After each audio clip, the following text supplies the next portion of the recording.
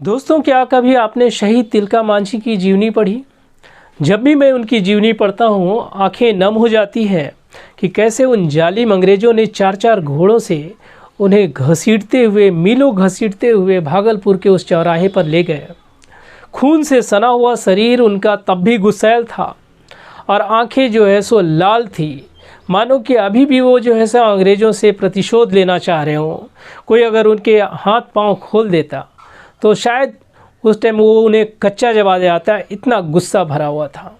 और फिर उन जालिम और क्रूर अंग्रेज़ों ने उन्हें उसी विशाल वट वृक्ष पर सबके सामने जो है सो फांसी पर लटका दिया।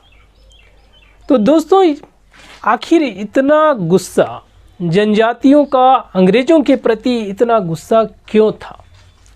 क्योंकि हम लोग सभी जानते हैं कि जनजातीय लोग, आदिवासी समुदाय के लोग जहाँ भी रहते हैं वे अपनी अनुशासन प्रिय जीवन शैली के लिए विख्यात हैं, शांति प्रिय जीवन व्यतीत करते हैं। फिर ऐसा क्या हुआ, कितना अत्याचार अंग्रेज़ों ने किया कि उन्हें इस राह पर खड़ा कर दिया कि उन्हें जो है सो विद्रोह का मार्ग चुनना पड़ा। और एक नहीं बल्कि अनेकों विद्रोह हुए। सन 1767 से लेकर 1931 यानी ढाल विद्रोह से लेकर हरि बाबा आंदोलन तक अनेकों विद्रोह हुए। तो ऐसा क्या हो गया कि उन्हें इतने सारे विद्रोह करने पड़े? तो आज की इस वीडियो में हम उसी विद्रोह के कारणों की चर्चा करेंगे कि आखिर इतने सारे विद्रोह हमारे झारखंड में क्यों हुए। जोहार दोस्तों, मैं जफर इकबाल आप लोगों का आपके अपने YouTube channel Ayesha career cafe में एक बार फिर से स्वागत करता हूं। तो चलिए दोस्तों, आज की इस वीडियो में हम जनजातीय विद्रोह के कारण, जितने भी जनजातीय विद्रोह हुए उसके क्या कारण थे उसके बारे में हम लोग चर्चा करेंगे। कारणों की चर्चा हम कर लें उससे पहले थोड़ा सा इसकी पृष्ठभूमि देख लें कि सन 1764 में बक्सर के निर्णायक युद्ध में, जिसमें अंग्रेज़ी हुकूमत की जो जीत हुई और उनकी पैठ जो है सो हमारे भारतीय राजनीति पर जो है सो जम गई, उसके एक साल बाद यानी 12 अगस्त 1765 ईस्वी को इलाहाबाद की संधि जो हुई ईस्ट इंडिया कंपनी और मुग़ल बादशाह शाह आलम द्वितीय के मध्य, इसी संधि के तहत जो है सो बिहार, बंगाल और उड़ीसा की दीवानी जो है सो ईस्ट इंडिया कंपनी यानी अंग्रेज़ी हुकूमत को मिल गई। यानी एक तरह से जो है सो उन्हें कर संग्रह करने का अधिकार जो है सो इस संधि में मिल गई। यहीं से जो है सो एक तरह से शुरुआत होती है। और उसके बाद जो हम लोग देखते हैं कि आखिर कौन कौन से अत्याचार हमारे झारखंड के जनजातीय समूहों पर अंग्रेज़ों ने किए, जिसके चलते उन्हें जो है विवश होकर जो है सो जनजातीय विद्रोह करना पड़ा। कई सारे विद्रोह हुए। तो इन विद्रोहों के कारण को मैंने यहाँ पर बोर्ड पर जैसा कि दर्शाया है कि 3 प्रमुख कारण, पहला राजनीतिक कारण के रूप में, दूसरा हम आर्थिक कारण के रूप में देख सकते हैं और तीसरा सामाजिक सांस्कृतिक या हम उसे धार्मिक कारण भी कह सकते हैं। तो बात करते हैं राजनीतिक कारण में। राजनीतिक कारण में पहला जो पॉइंट मैंने दिया वो है आंतरिक स्वायत्तता पर आघात। आंतरिक स्वायत्तता पर आघात कहने का अर्थ दोस्तों कि झारखंड में अगर हम शुरुआती दौर से देखें, चाहे हम प्राचीन काल की बात कर ले, मध्यकालीन में अगर हम दिल्ली सल्तनत या फिर मुग़ल काल की बात कर ले, किसी भी राजा का यहाँ पर जो है सो संपूर्ण प्रभुत्व कभी नहीं रहा। यानी कि यहाँ के शासक एक तरह से स्वतंत्र अपना शासन करते रहे और जनजाति भी जो है सो वो शांतिपूर्ण जीवन अपना व्यतीत करती थी। कभी किसी शासक ने इनके आंतरिक मामलों में हस्तक्षेप करने नहीं किया, यानी इनकी स्वायत्तता बनी रही। केवल हम लोग अगर थोड़ा सा देखें, मुग़ल काल के तीसरे बादशाह यानी अकबर के 30वें वर्ष में जो है सो झारखंड जो है सो एक नियमित कर, एक तरह से कर देने वाला राज्य बना। लेकिन ये कर भी जो है सो बिल्कुल अस्थायी होती थी, यानी अगर दबाव बढ़ता था तो कर दे देते थे और दबाव नहीं बढ़ता था यानी दबाव घट जाता था तो फिर वैसे ही जो है सो चलता था। यानी लेकिन जैसे ही अंग्रेज़ों ने जो है सो हमारे झारखंड में प्रवेश किया, शुरू से ही उन्होंने जो है सो यहाँ पर अपना पूर्ण अधिकार करने का प्रयास किया यहाँ की जनजातियों पर, यहाँ के क्षेत्रों पर, जिसके चलते जो है सो जनजातीय समूह में व्यापक असंतोष बढ़ा और जिसकी परिणति कई विद्रोहों से हुई। दूसरे पॉइंट की बात करेंगे, ज़मीनों का परंपरागत अधिकार का छीना जाना। ये बहुत इम्पॉर्टेंट है क्योंकि ज़मीनों के परंपरागत अधिकार जो है सो शुरुआती में जनजातीय समूह के अधीन थे, वे उसके मालिकाना हक रखते थे। लेकिन जैसे ही अस्थाई बंदोबस्त लागू हुआ, अस्थाई बंदोबस्त 1793 22 मार्च 1793 ईस्वी के लॉर्ड कॉर्नवालिस का आया, तो ये जो है सो एक लम्हे में जो है सो झारखंड के जनजातीय समूह में जो है सो एक तरह से उथल पुथल मचाने का काम कर दिया, और जो है सो ज़मीनों का मालिकाना हक सीधे उनके हाथ से निकलकर ज़मींदारों के हाथ में चला गया, यानी एक तरह से उनके परंपरागत अधिकार छीन ले गए। यहाँ तो आजकल तो एक एक इंची के ज़मीन के लिए जो है सो खूनी लड़ाई हो जाती है, यहाँ तो उनकी पूरी की पूरी ज़मीन जो है ज़मींदारों के हाथ में चली गई। तो संघर्ष होना तो लाजमी था। तो इस तरह से भी जो है सो संघर्ष का जो है सो मार्ग प्रशस्त हुआ। यहाँ पर ज़मींदारों के परंपरागत जो है सो अधिकार उनसे छीन लिए गए और उन्होंने जो है सो विद्रोह का मार्ग चुना। दूसरा पॉइंट, तीसरे पॉइंट में बातें करेंगे आदिवासियों के प्रदेशों पर अधिकार।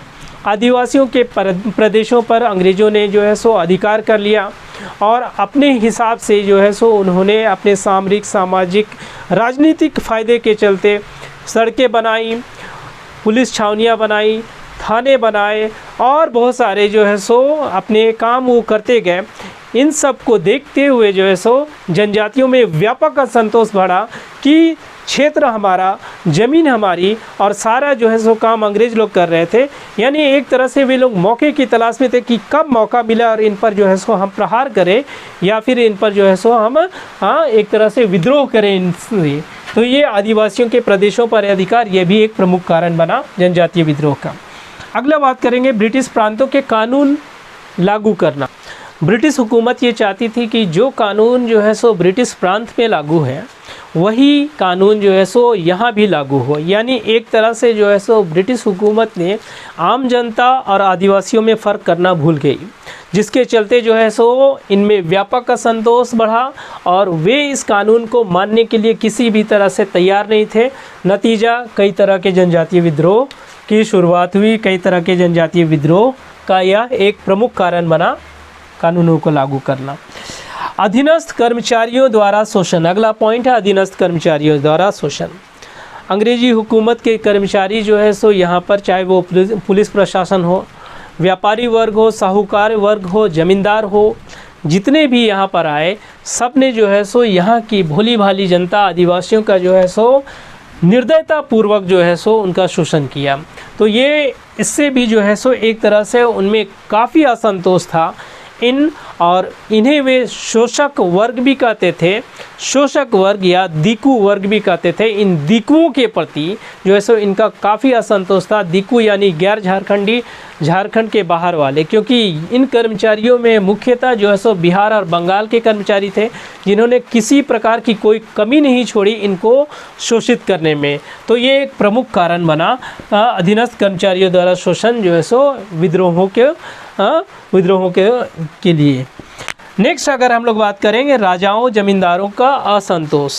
ठीक है, कई राजा जो है सो उनके क्षेत्रों से उखाड़ दिया गया एक तरह से। चाहे हम बात कर ले पलामू के जयनाथ शाह की बात कर ले, छोटा नागपुर खास के दर्पनाथ शाह की बात कर ले, या फिर अगर हम बात कर ले जगन्नाथ ढाल की, ढालभूम के जगन्नाथ ढाल की बात कर ले, या फिर रामगढ़ नरेश मुकुंद सिंह की बात करें, या फिर जो है सो संथाल परगना के कई ज़मींदारों को जो है सो उनके क्षेत्रों से जब अंग्रेजी हुकूमत ने उखाड़ फेंका, तो फिर इन लोगों ने जो है सो, इन राजाओं ने जो है सो वहाँ की जनता को अंग्रेजी हुकूमत के प्रति भड़काना बहकाना चालू किया, जिसके परिणाम स्वरूप कई विद्रोह हुए।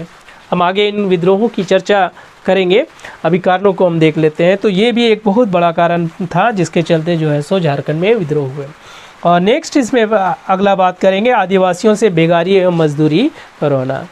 याद होगा संथाल विद्रोह या हुल आंदोलन जो है सो, जिसमें जो है सो संथालों को जो है सो भागलपुर से लेकर वर्धमान तक रेल पटरी बिछाने में जो है सो बेगारी करवाया गया, जिसके तहत जो है सो विद्रोह हुआ था। ये भी एक बहुत बड़ा कारण था जिसके चलते जो है सो विद्रोह हुए यहाँ पर। नेक्स्ट हम लोग बात करेंगे, कई विद्वानों का मत है कि झारखंड में हुए जनजातीय विद्रोह का प्रमुख कारण हुए आर्थिक कारण के रूप में मानते हैं। इसमें प्रथम पॉइंट है कृषि की समस्या। कृषि की समस्या का आने का अर्थ है कि पहले ज़मीनों के मालिकाना हक जनजातियों के अधीन थे, लेकिन जैसे ही अस्थायी बंदोबस्त लागू हुआ तो इस एक कानून ने जो है सो जनजातियों को विवश किया कि वो एक अस्थाई ज़मीन पर जो है सो कृषि का कार्य करें, क्योंकि जनजातीय समूह जो है सो वर्ष में एक बार तो शिफ्टिंग कल्टीवेशन यानी स्थानांतरित कृषि झूम खेती वो करते ही थे, लेकिन इस कानून ने उन्हें बाध्य किया कि वो एक ही जगह पर अस्थाई जो है सो रहकर जो है सो कृषि का कार्य करें और साथ में जो है सो कर की अदायगी करें।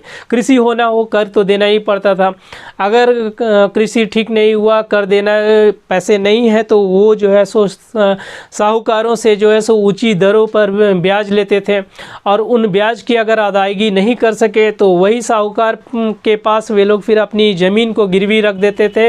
अंततः फिर लास्ट में उनको ज़मीन बेचनी पड़ जाती थी। नतीजा क्या होता था कि वे लोग हर तरह से पैसे से भी गए, ज़मीन से भी गए, तो अंततः उनके पास कोई चारा नहीं बचा कि वो क्या करे और नतीजा हुआ कि उन्होंने जो है सो संघर्ष यानी विद्रोह का मार्ग चुना। तो ये जो है सो एक बहुत बड़ी समस्या थी जो है सो। रही सही कसर जो है सो बार बार झारखंड में पड़ने वाले अकाल ने पूरी कर दी। 1770, 1777 और 1800 ईस्वी में जो है सो झारखंड में भयंकर अकाल पड़े और बहुत सारे लोग जो है सो झारखंड के सीमावर्ती प्रदेशों में जो है सो अपने जीवन यापन के लिए चले गए। जो यहाँ रह गए वो विवश होकर जो है सो अंग्रेजी हुकूमत के खिलाफ जो है सो संघर्ष करने के लिए जो है सो विवश हो गए। तो इस तरह से जो है सो कृषि की समस्या जो है सो एक बहुत बड़ा कारण बनी विद्रोह के रूप में। अगले पॉइंट की बात करेंगे जिसमें है जीवन निर्वाह साधनों पर नियंत्रण। जीवन निर्वाह साधनों पर नियंत्रण में हम मुख्य रूप से एक कानून की बात करेंगे, वो है वन कानून। वन जो है सो हमारे झारखंड के लिए एक बहुत ही महत्वपूर्ण मुद्दा है। मुद्दा हम क्या बोलेंगे कि वन हमारे झारखंड का हृदय है एक तरह से, क्योंकि झारखंड का नाम में ही वन है। झार यानी वन और खंड यानी प्रदेश या भाग, यानी वन प्रदेश हमारा झारखंड है।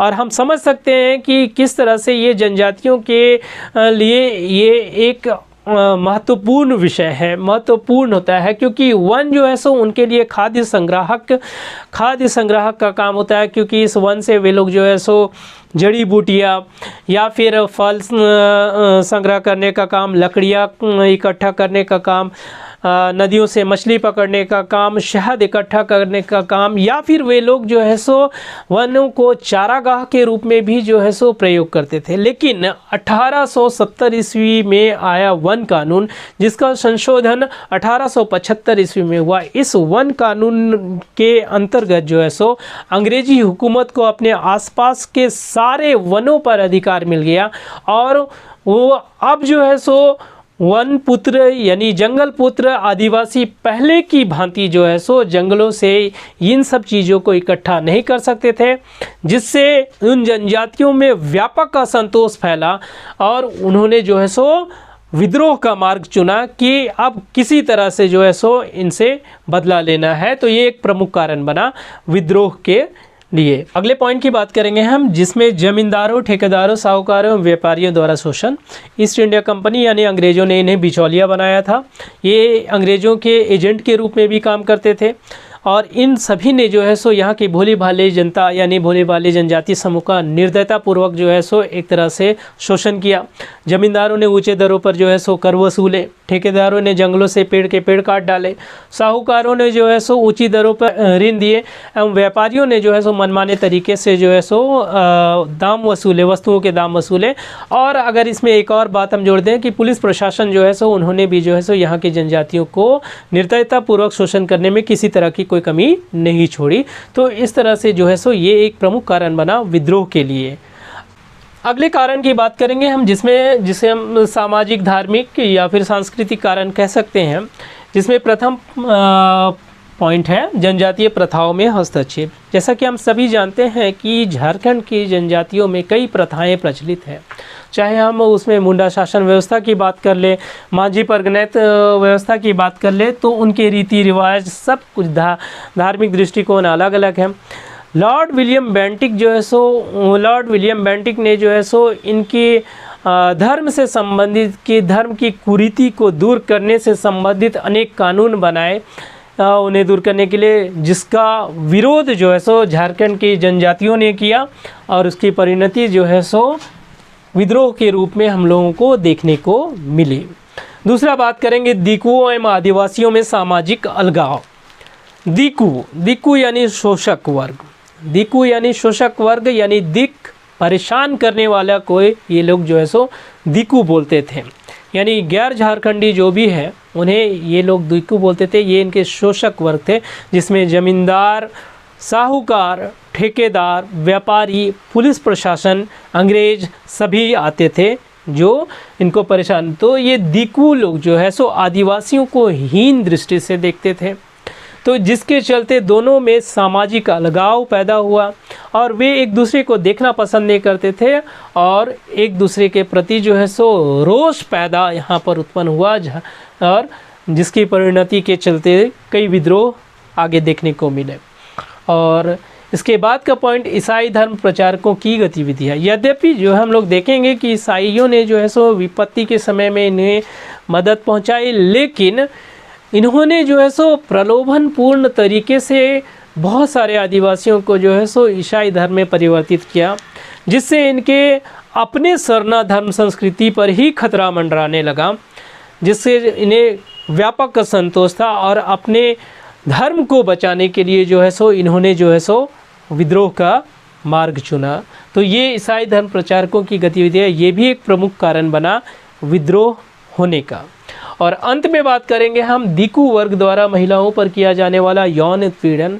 कई विद्रोहों में ऐसा देखने को आया है कि जिसमें दीकू वर्ग, शोषक वर्ग ने जो है सो आदिवासियों के महिलाओं पर उत्पीड़न किया, खासकर यौन उत्पीड़न किया, जिसके चलते आदिवासी समूह, जनजातीय समूहों में जो है सो गुस्सा था, रोष था कि कब जो है सो हम उनसे अपना बदला लें, और जिसके चलते जो है सो झारखंड में जनजातीय विद्रोह हुए।